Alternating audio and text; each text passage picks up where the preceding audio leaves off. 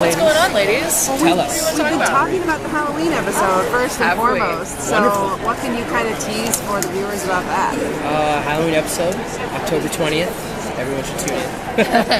Camille is throwing her annual big Halloween bash because she loves to host a crowd who are all there in her honor. In finding actually, I've been describing this wrong. Our murder of the moment leads us to the perfect venue for said party. Yes. And hijinks and spooky, sexy hilarity ensue. It's scary. It's scary. Sexy hilarity? Yeah, from this duo. You know. I'm dressed as Vampire Barbarella. And I'm basically a sexy rock star version of Jedi. He's a sexy rock star, but he's like wearing strips of burlap. Well, no, that's the whole Jedi thing, right? Because originally they wanted to do Yoda, and we couldn't get the rights. So did you guys like, oh shit, let's put something together. Did you have input in what you were going to be dressed as? Yeah. I leaned heavily into that. She knew immediately. They were like, Halloween episode, she's like, right here. I was like, Barbarella. I have an agenda. I mean, we can't actually call it Barbarella, but our amazing wardrobe designer found this vintage, like, gold bodysuit and, like, chains. And it was great. It's very like Princess Leia kind of during the... Yeah, a little Princess Leia. The colors. Like, it wasn't like... yeah, exactly. Actually, I did try on a Slave Leia costume, and I was like, no way am I going to be this naked on camera. What if I don't feel so fresh that day? Like, this isn't happening. So I was like, let's go with like a leotard and tights that I can be just sort of tucked into and feel comfortable in. There could be a Barbarella off with Shay Mitchell. She was Barbarella on a Pretty Little Liars Halloween episode a couple years ago. Oh, that's funny. Yeah. Look at that. You guys battle each other. I like it. It's all right. Crossover I'll episode. lose that fight. I'll cede that one. When people are dressed as Barbarella, we all win. Right? There's no losers. I tend to agree. What else can we What talk can you guys tell us about season 2 and what's to come?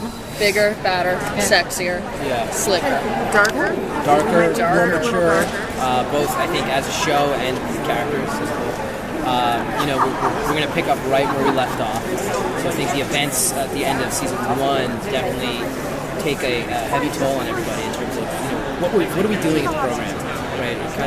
We go through this kind of, I don't want to say mundane, but a day-to-day of dealing with these dead patients. It loses its luster. We forget that we're dealing with human lives, but then finally it's happening. Cameron kind of hits home, and we're like, wait a second, we are actually dealing with human life, and we're making a difference in these people's lives. So kind of reflecting back on, we have Cameron in the part we said, I think it causes Linus definitely to kind of look at himself and say, maybe it's time to grow up and figure out what is he doing with his life. Why is he living at home with his parents when he's coming to work and doing important work? And definitely affects the relationship that that's me. Yeah, will that kind of take a negative toll maybe on your guys' relationship after having been through so much and kind of in this darker place? I don't think it takes a negative toll. I think it just causes us both to reevaluate and recalibrate. Like Tesh was saying, Linus is inspired to do some growing up and reorder his life. And Camille, this is the single most dire situation she's ever been in her life. Like, I don't think anyone here has actually had to pilot Stitch through their dead friend's brain with racing against the clock. And so I think in the aftermath of that, she feels wholly unprepared to be dealing with this stuff. So she pulls away emotionally and seeks fight training from Fisher. So I'm hoping for Camille to potentially become the muscle of the foursome, since we don't really have that yet. Hopefully she becomes more confident. I mean, truly. Linus needs protection. Linus needs protection. That is definitely going to happen.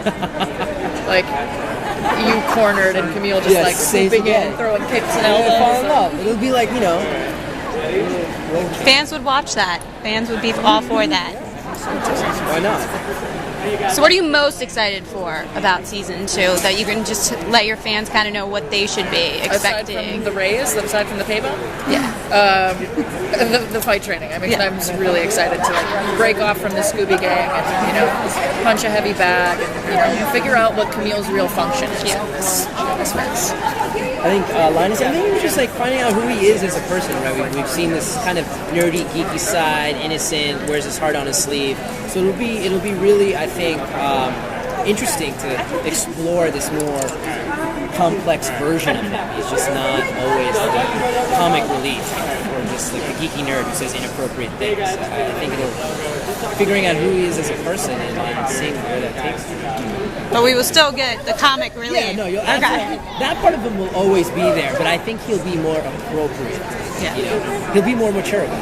So maybe instead of people laughing at him, people will laugh at him. For people who may not have found Stitchers yet, is the Halloween episode a good one to jump in on?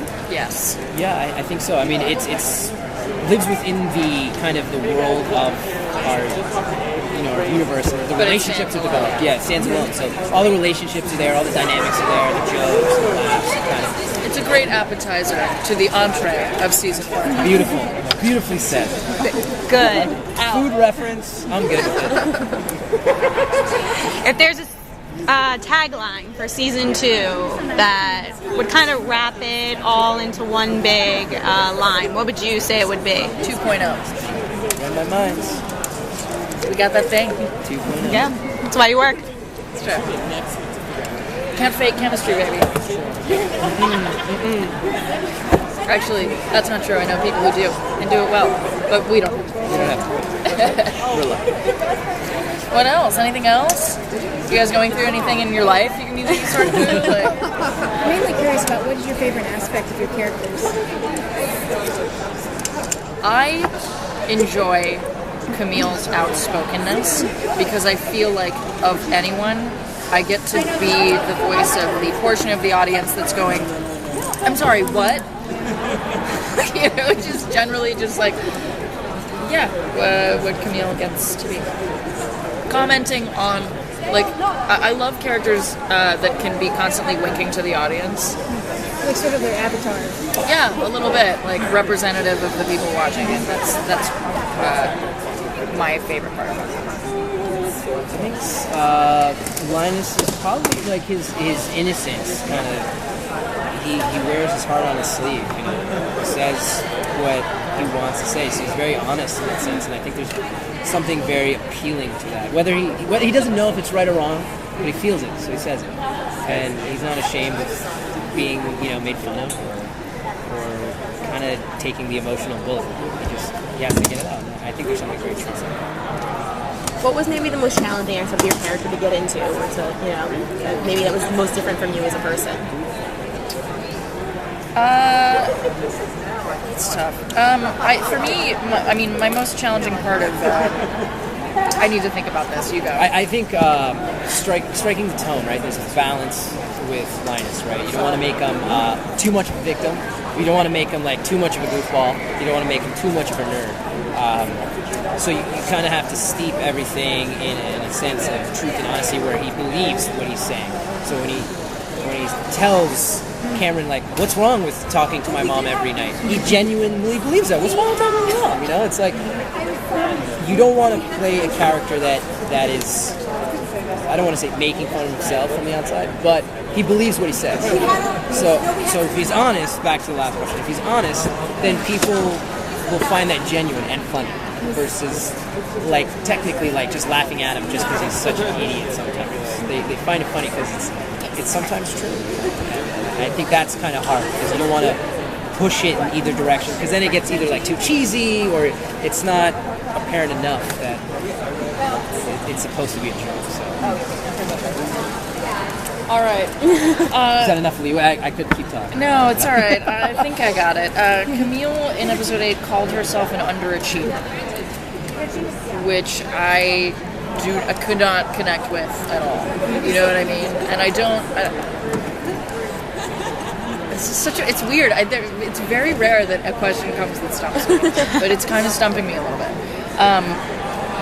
my biggest challenge is just because we're on ABC Family, we've come to expect a certain thing from shows on this channel, doesn't mean I'm going to perform to that. It doesn't mean that anyone should.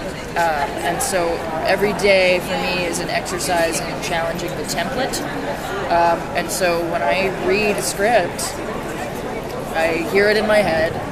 I hear it the way that I think they expect it to be said. And then I try to make the fifth possible choice, which is challenging. But I have the help of basing Camille on really funny, outspoken, sassy women in my life. And everybody sort of says oh, but you're so her. You're so outspoken and sassy yourself. Yes, we share that trait in common.